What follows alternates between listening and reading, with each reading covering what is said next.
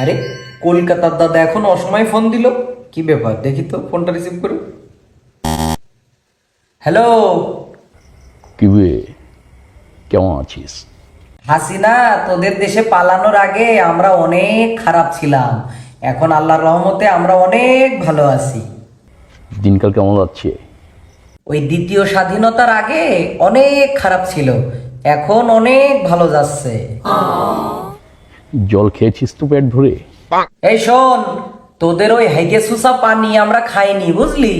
বাংলাদেশের বিভিন্ন জায়গা থেকে ওই নিরাপদ পানি আমাদের জন্য সরবরাহ করা হয়েছিল, আমরা সেই পানি খেয়ে আল্লাহর রহমতে বেঁচে আছি। তোগার ওই হেগে সুসা পানি আমরা মুখেও দিইনি। খুব তো বলেছিলি আমরা ইন্ডিয়া তোদের সঙ্গে পাঞ্জা লড়ে পারবো না, যত সব ডুবিয়ে দিলাম মায়েরি। কিরে, এ কথা বলতে তোর লজ্জা করছে না? প্রতিবেশী দেশ বন্ধু দাবি করিস, আবার পানি দিয়ে তোরা আমাদের মারিস, আমাদের দেশের দামি দামি সম্পদ তোরা নিয়ে যে গিলিস, আবার কোন মুখে তোরা এ কথা বলিস? হ্যাঁ, আল্লাহর কাছে দিয়েছি নালিশ, আল্লাহ তোদের করবে সালিশ।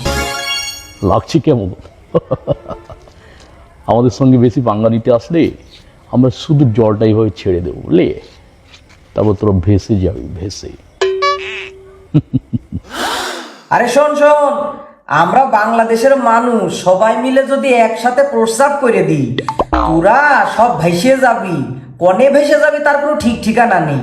কিন্তু আমরা তোগার মতো এরকম নেমো খারাপ নাই।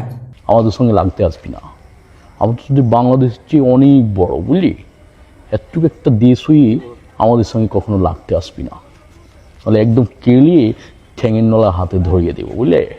আরে শোন, ওই হাসিনারে তোদের দেশে পাঠাইছি, ওই বুবুর কাছে ভালো করে শুনে নিস যে বাংলাদেশের আয়তন এক সময় কত ছিল, আর তোরা ইন্ডিয়ার লোকেরা বাংলাদেশটাকে কিভাবে তোরা গিলে খাইছিস, বাংলাদেশের জায়গা কিভাবে তোরা দখল করে নিয়েছিস, তোদের ভিতরে নিয়ে নিয়েছিস, এটা ইতিহাসটা ভালো করে একটু পড়িস, ভালো করে একটু জানিয়ে তারপর কথা কইস বুঝলি।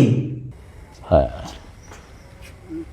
ফোন রাখ, আমি এখন গুরুত্বপূর্ণ কাজে আছি, মা গঙ্গার জল দিয়ে স্নান করতে হবে। হয় হয় হয়, ওই তাড়াতাড়ি করে নে গঙ্গা স্নান, ওই জম দুধ আসছে কেড়ে নেবে তুগার প্রাণ। রাখ।